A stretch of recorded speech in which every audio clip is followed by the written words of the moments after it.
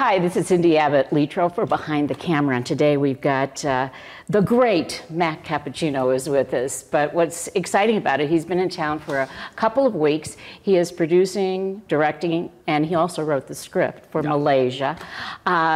You know, you are really a success story when kids, you know, look at, I want to be in movies, how do I do it? Sure. Because you really, it almost sounds like you dropped out of high school to get into sort film. of. I didn't really drop out, and my mom would kill me if that went into print. So I did not drop out of high school. I got dispensation from my high school. They said it was okay. Which was Canisius. Yes, Canisius High School, which they allowed me to leave to, as long as I did all of my work and was back in time to do my exams, I could go. And I left, I took all of my work with me, and I went to shoot a picture called The Living Wake in Kennebunk, Maine. It was Mike O'Connell, Jesse Eisenberg, Jim Gaffigan was in that movie. Oh, wow. And you were how old? I was 17, I believe. Okay. I started as a PA. I had, I think, like my first rum and coke during production, pre-production, and I picked a fight with a guy in a poncho. That guy ended up being a key grip and gaffer on the movie. I didn't say a word for a week of production, and I worked my ass off, and he took me under his wing, and he's like, I'll teach you how to make a movie, kid. And that guy's name was Ray Flynn, and you say that name in New York City, everyone knows who that guy is. He's been a 52 lifer. You live in New York City, I live right? in New York City now, yes, but you know, I'm sort of a mama's boy, so I come back. I take the Amtrak train in the morning. There's like a 7 a.m. train, or I think 7:05 or something like that. I hop on that, I stay up the night before, I sleep on the train, I wake up in Buffalo, I come back, see my mom. What was it, though, that sort of captured, you know, because this has not been an easy road. No, I mean, of course it's not. like working hard and doing lots of stuff and not getting recognition for a long time. Yeah, of course. But finally you're doing a project of your own. What was it that keeps you with it? I think it was from like a young age. I've been a junkie with movies, and my parents were, I mean, they had my sister and I when they were very young. They were still in school. Not school, I think they were in their, what's it after in medicine when you're not in school, but you're not you're a doctor, but like you're kind of like low man on the totem pole. Okay. Whatever that one is. And we spent a lot of times watching movies as families, just because I think for them it was the only way they could get rest and spend time with us. So we watched a lot of movies. I would watch movies on repeat all the time, and it sort of just became a thing. I mean, I saw The Godfather when I was like 9. Like, it was like one of my early memories of movies, and I was like, this is something cool here. And I just started devouring movies at like a very fast rate, as often and volume as I could.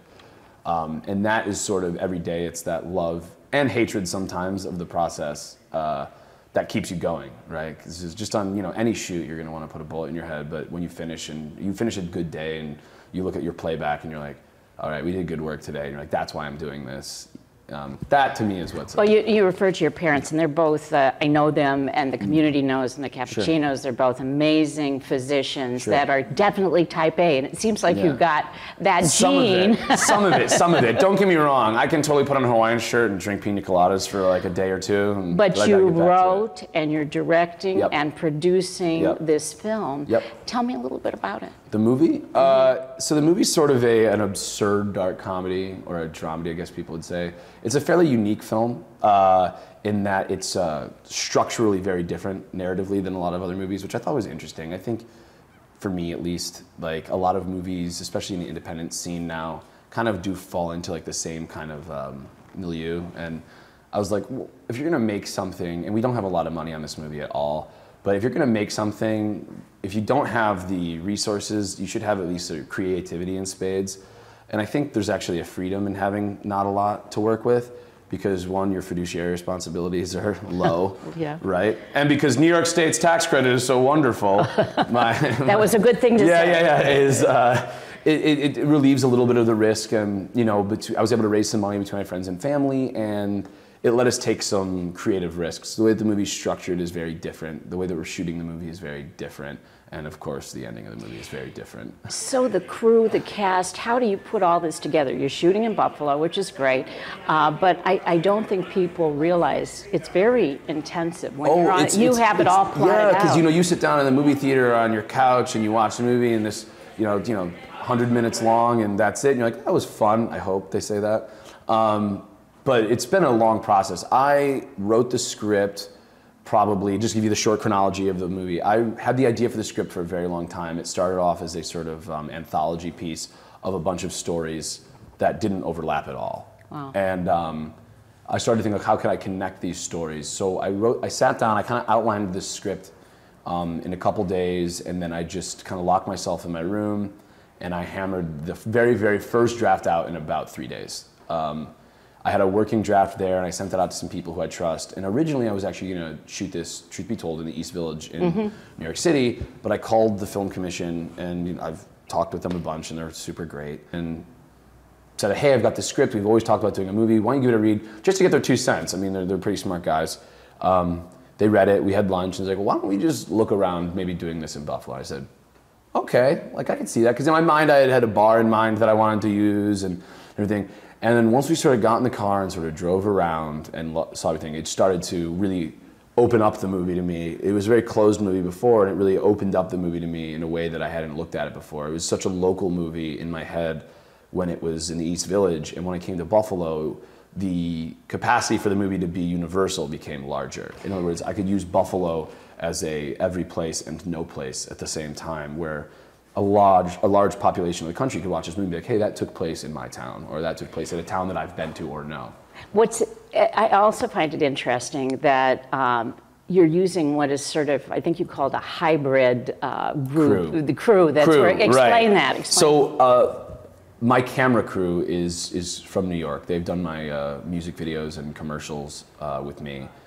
They are spectacular. I love them. I can't speak highly enough of them. Just hardworking guys. But the other thing that was very important to me, especially if I was going to do the movie in Buffalo, is I really wanted to have a crew from Buffalo. It's just, one, for me personally, from being from here, but two, as a producer, it's easier to work with people who are embedded in the local community, because it's easier to source things if there's a problem. It's easier to have doors opened. It's easier to get access to equipment. You know, if you're coming from out of town, even me as a Buffalonian, as a native, you know, coming from New York City, if I'm talking with a guy who doesn't know me, you know, he may be less inclined to help me than if he talks to my, you know, UPM who's from here, or, you know, my key grip or my gaffer from here. So it was important to work with them, and they have also just been spectacular. Where do you envision seeing this go? You're going to be wrapping soon, and then you have to edit, you have to put it all together. I mean, will this be an independent film that will be shown in film, in theaters? Will it go, to one of the networks that's out there? Will it stream? What are you going to? It used to be such a simple system, right? It was a pipeline. It was a pipeline. Now it can be anywhere, which is exciting. Yeah, it is. It is. For my financiers who are listening, we're going to sell it the second it's done, and we'll get a return on your money and a return on your investment right away. The director and writer in me would love to take this to a festival. We are trying to have the movie finished by the end of the summer, but if I'm not willing to sacrifice all the hard work we've all put in to rush it, so if we miss a deadline for one festival, the world's a large place. I don't need to go to one festival. I don't need to make I don't need to make a September deadline for the festival in January just to do it. I'd rather finish the movie, and there's a bunch of wonderful festivals around the world where I'd be happy. But as the director and writer, you like to see you kind of want to go and compete with your contemporaries and see how your film fares against like what else is up there. As a producer, I'll probably open up the Rolodex from my producing history and see like, all right, what distributors do I know? Who can I talk to who may be interested in taking the movie on or buying it for me right away? Well, what we like is it's another great success story that's coming out. Much of it because of the New York State Film Credit. Oh, absolutely. And your success, of course, is the water that you drank here in Buffalo and on Grand Island. Yeah, of course.